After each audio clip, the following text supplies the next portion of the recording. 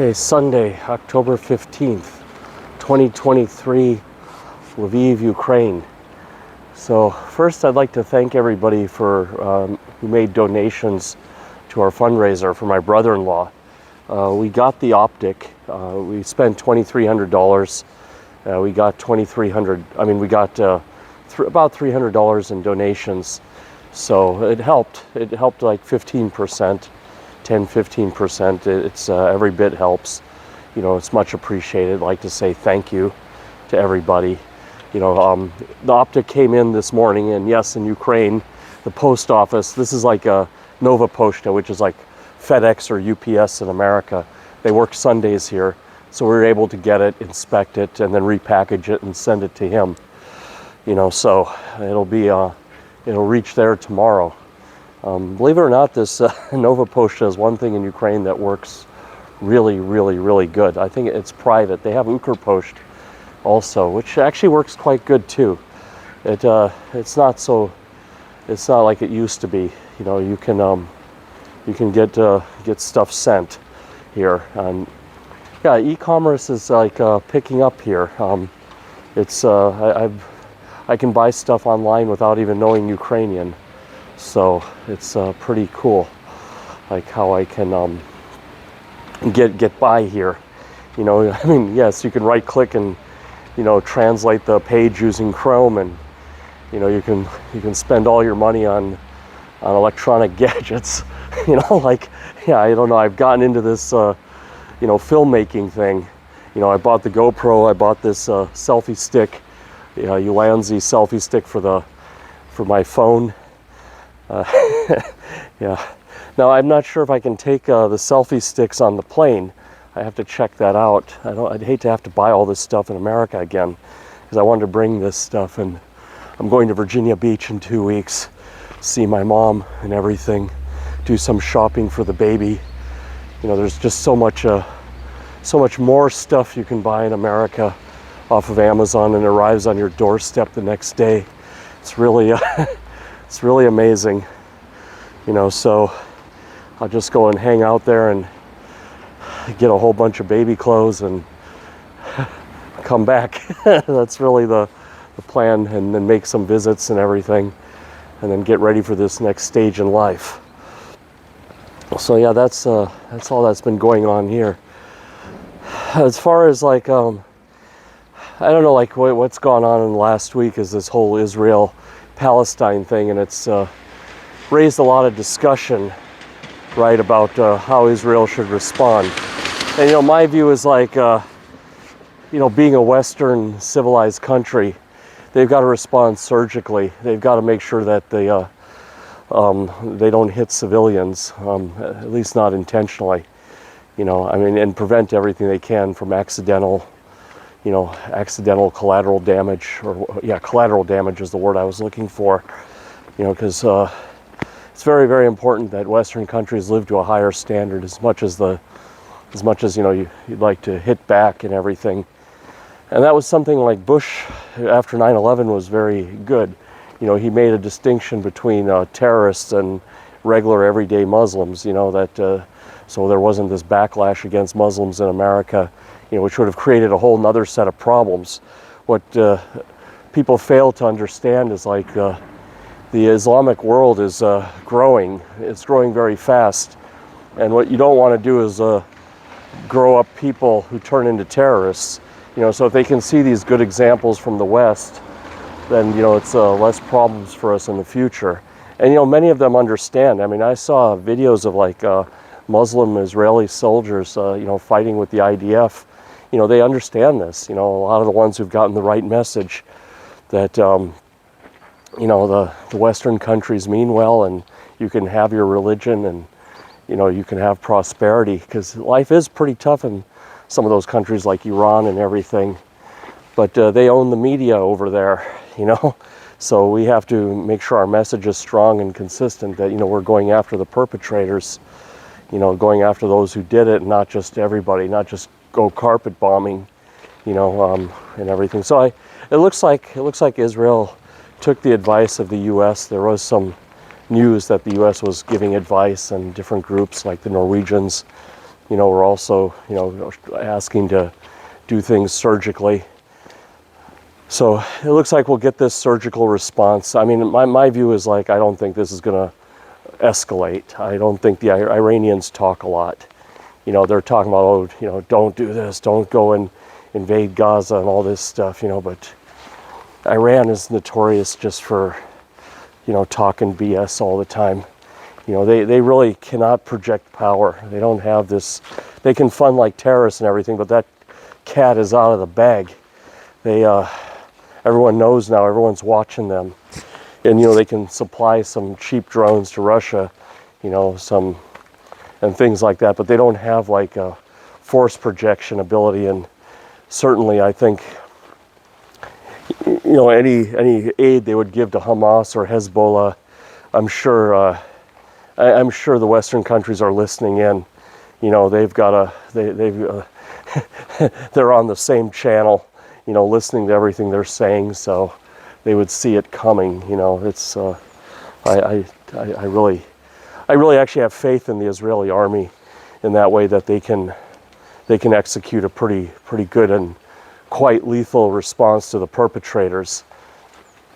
And it's my view is like, I am critical of Israel. I mean, people know me that way. I am quite critical, like, of how they do things in the past. I mean, but you have to stand by them. I mean, it's just like Ukraine. I mean, I'm critical of how things are done here.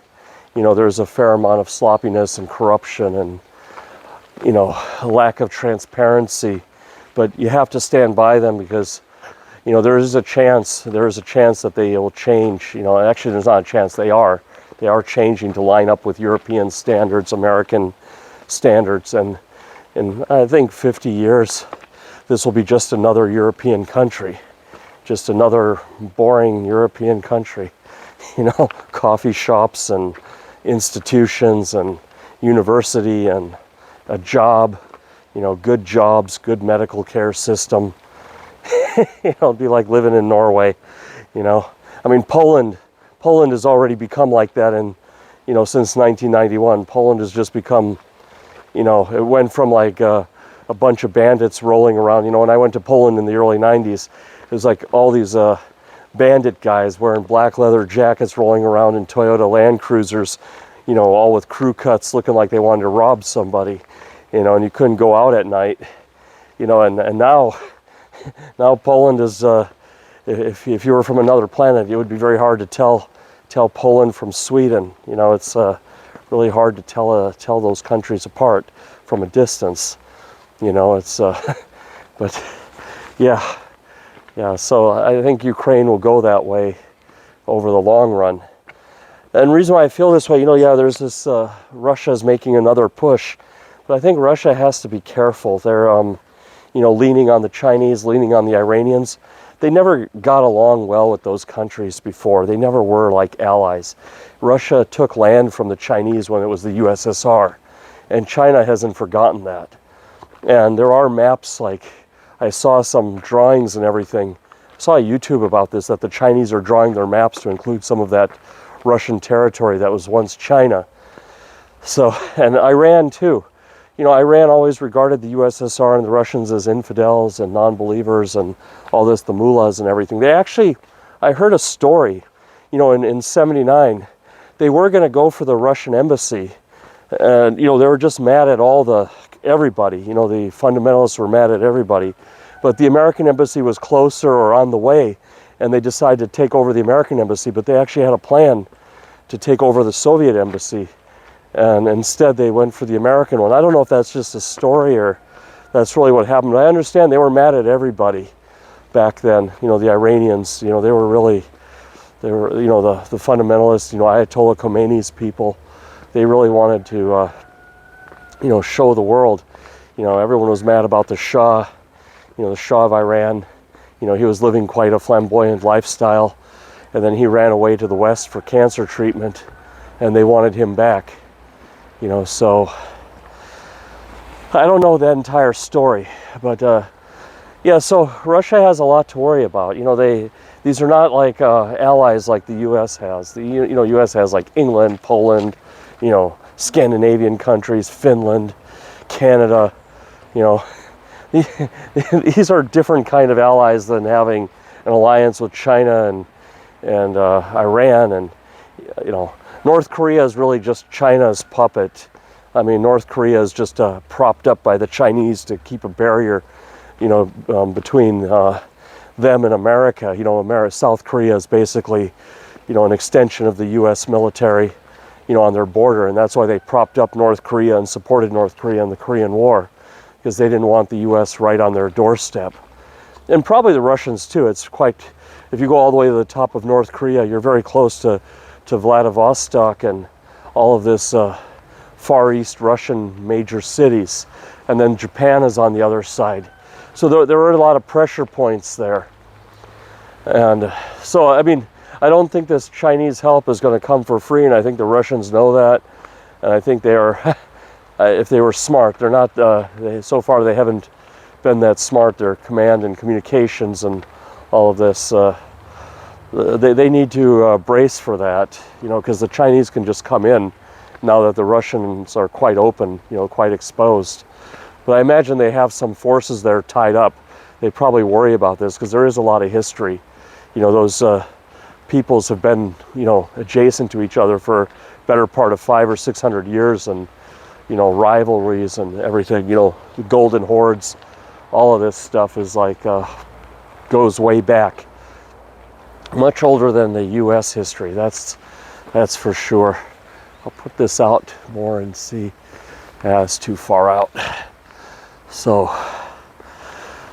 yeah, that's how it is. Now my brother-in-law, he's going to Advika, Marinka. I was watching some analysis from some YouTuber last night. He was some former American Army captain, and he analyzes videos or analyzes the maps and everything. And it looks like, you know, the Russians are trying to surround Advika, but they're having some trouble. You know, there's like some claw going around the city. It's like a semicircle. And I don't know if the Ukraine can break those supports, you know, break the Russians on the flanks. I imagine they have to target that, and they have the right artillery and HIMARS and everything, take out the supply and choke it off.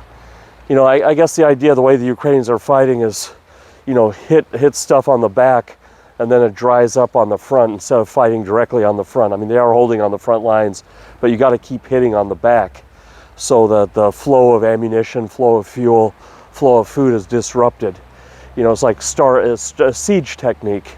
Like, you know, if you were thinking in medieval warfare, something like that, you know. But this is nothing new. This is also, it's really muddy today. It's like, yeah, it's, I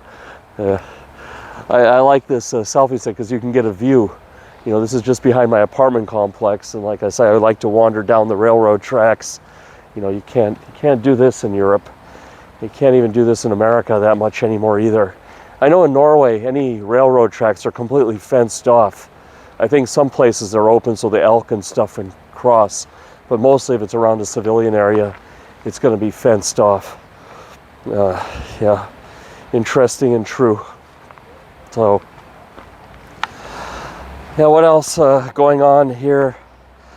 So, yeah, I mean, I was talking to a lot of people. I went to an Internations meeting and talking to a lot of people about the message we're getting across to the Republicans in America.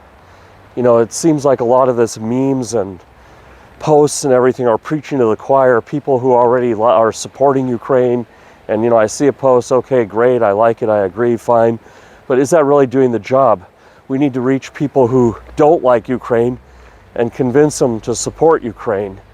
You know, like this problematic brother you have, but he's still your family, and you still got to take care of him, even though he makes a lot of problems for you. That's kind of the way, I don't know, we have to get that argument across. You know, Ukraine is family. Ukraine is part of the European family, part of the Western civilized world family. They paid in blood. You know, they've held off the Russians. They've ground the Russian army down. They've got the Russians in disarray. And who knows, maybe there'll be regional leaders now trying to grab grab some power and it'll turn Russia, maybe we can turn Russia into 15 separate nations that can be managed, that can be managed or something, so, it's, the arguments, I don't know, these people who are, St. Javelin, Joe Lindsay, there's this guy, Roman Sharperta, from Kiev University. They've got to do some outreach. I don't know, like get into some debates with the MAGA supporters. And, that's something they have to remind these Trump supporters that Ronald Reagan did not like the Russians. And Ronald Reagan did everything he could to weaken the Russians, or the Soviets, or both. But mainly the Russians. The Russians were the Soviet Union. They were the backbone of the Soviet Union, or they were the instigators of it. That was all born out of Moscow. So they have to get the Republicans on side.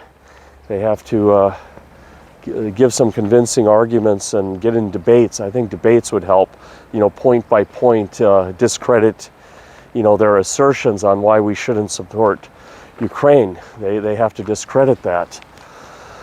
So, because I'll tell you, the U.S. election situation for Ukraine, it's not looking good. You have now this Israel-Palestine thing has divided the Democrats. Half the Democrats support Israel. I wouldn't say half, I'd say like 80% of the Democrats support Israel, 20% support the Palestinians and are almost pro-Hamas. The squad, this Ilhan Omar and AOC and Rashida, this lady, these congresswomen that are very prominent. And so there's like some divisions now, some fracturing in the Democrat Party. And that's the least of the problem, is this could blow over by then. This could be out of the news by election time in a year. Like I said, I think this is going to be news for another 2 weeks. And they've already killed, like I said, the leader of this Hamas raid. And I think the momentum is going to be very much on Israel's side within a week or two. And then this is almost going to be out of the news cycle.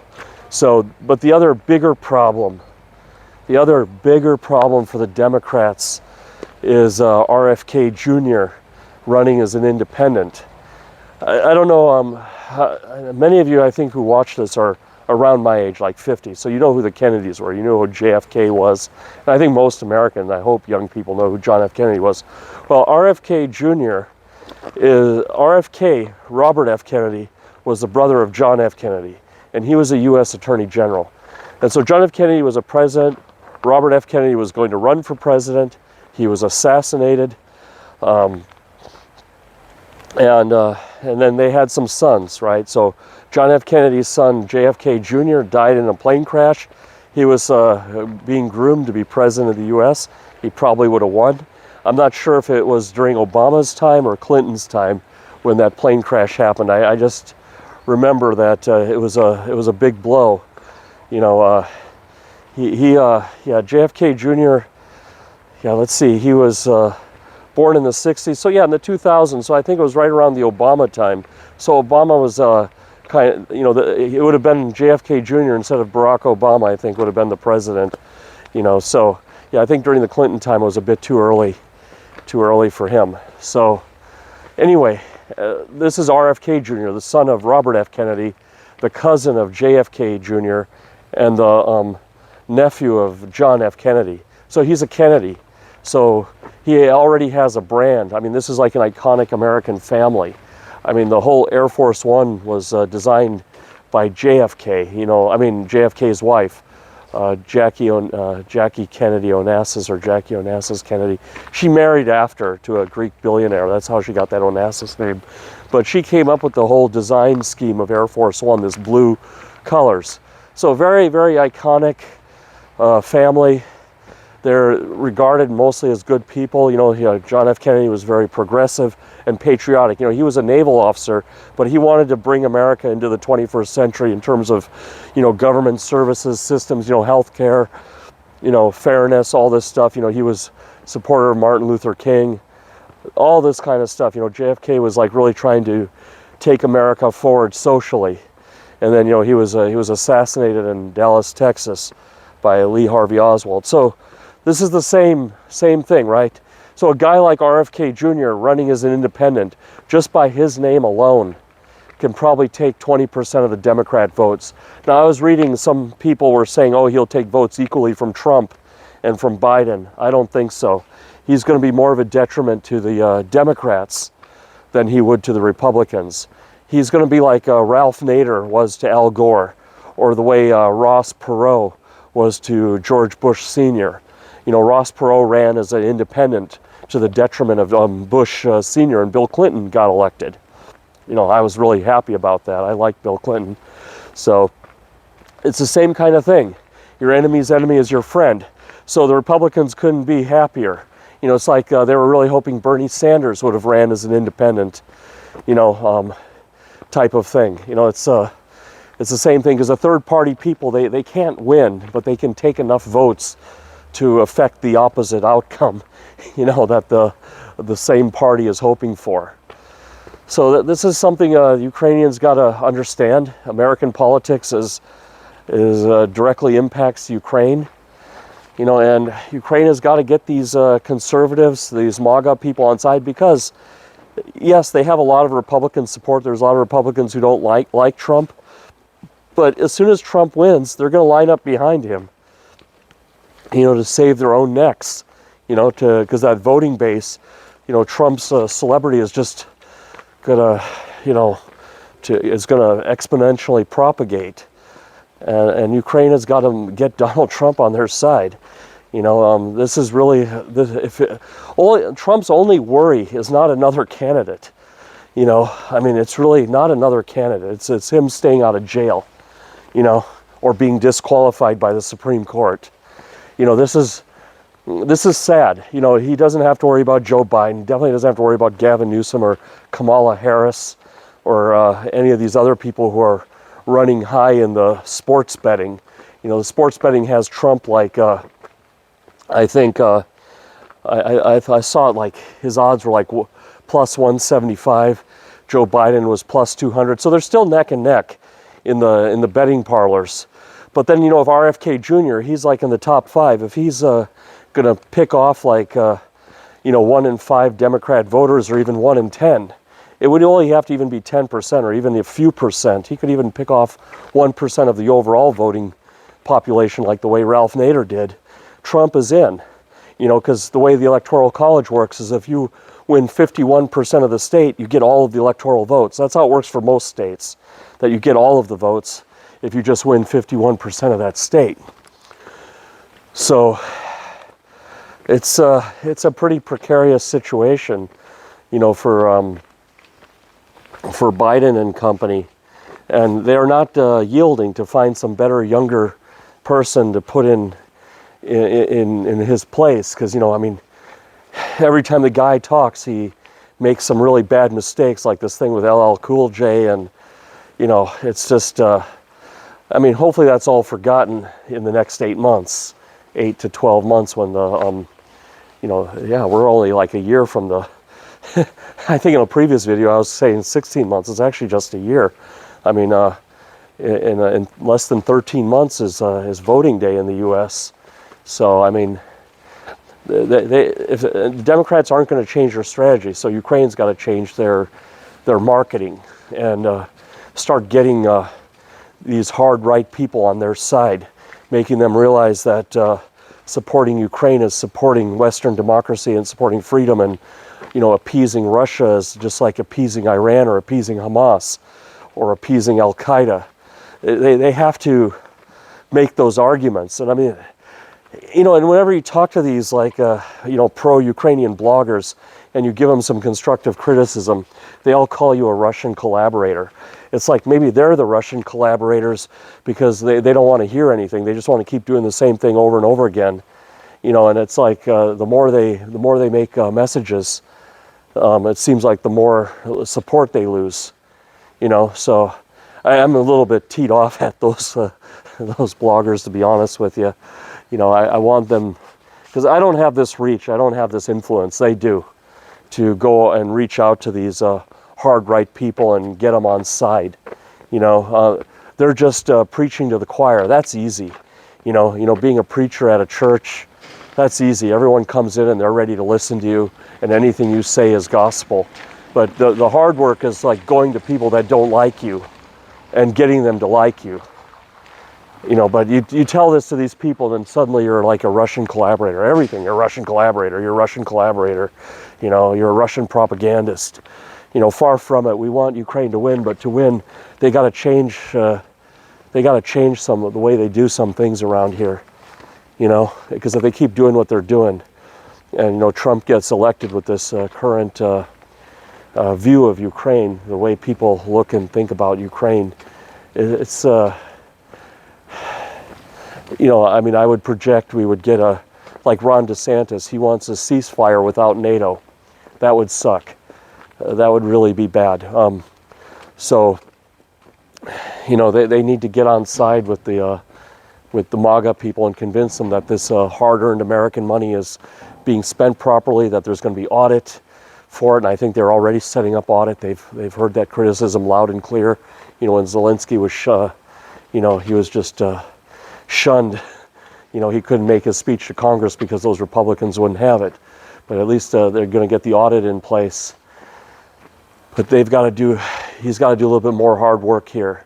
He's got to like go and get meetings with each one of those MAGA congressmen and senators one by one and make this case. And all these bloggers who have these huge followings and these Reddit groups and stuff, they've got to really think about the message they're getting across. And, you know, like one of the biggest criticisms I have, you know, is like this thing with putting this transgender American as a spokesperson. This is just like, you know, when Budweiser decided to have a transgender spokesperson. You know, all of a sudden this 200-year-old brand got destroyed within a week. You know, I mean, Anheuser-Busch is still recovering from that and probably will never recover fully from that. And when they put this person, you know, making all this like weird talk and threats to U.S. senators, that just threw gasoline on a fire. I mean, that just threw dynamite on a fire that you don't want burning. You know, so I don't know, my message to the, you know, Ukrainian bloggers and people who are famous and trying to help Ukraine, we have to get in front of the people that don't like us. Because the people who like us are always going to like us. You know, you don't even have to send them a message. They understand what the hell's going on. You know, but it's getting the people who don't like you back on side. Because they were liking us in the beginning. And then something changed. And I think it might have been this incident. Because something really changed last couple of weeks. And you know, I was looking up all this on, you know, this, her name is Sarah something or another. I don't know, Sarah, Steve, whatever. And the Fox News and everybody was eating this up. It was all over Zero Hedge, everything that the right side reads. And I think it just, and it scared some moderates, right? You know, there's people who are like just moderate and, you know, it's very delicate to keep their trust. And I think that's the problem that with these Republicans who are supporting Ukraine. It's paper thin. If Trump wins, all the Republicans are going to line up behind Trump to save their own, you know, because they have voters that they have to answer to. And I hope someone gets this. I hope someone gets this message. You know, reach out to me and stuff. You know, it's not that hard. You can just drop some comments and I'll write you back. And, you know, if you want to chit chat, you know, let me know. But anyway, take care. It's lunchtime. Got to go to lunch now. We'll see you. Bye-bye.